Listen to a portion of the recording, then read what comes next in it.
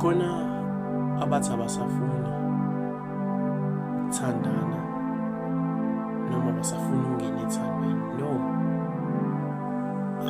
uthando alinalo iphutha la. Iphutha indlela ebenenza ngayo. Understand?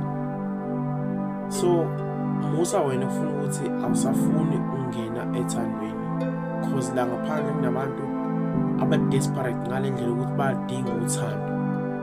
Yangizwa? Uma beza kuwena abezi ngoba bafuna ukuzuza something noma bafuna ukugaina something. No, bafuna uthando because kunabantu abalahlekelwe abazali sabancane mfethu.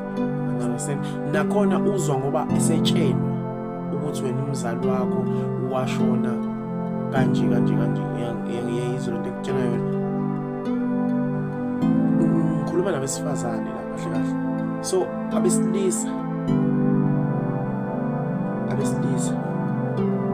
umuntu wesifazane umuntu ophathwa kahle because umuntu wesifazane uyakwazi ukubamba umphefumulo for 9 months.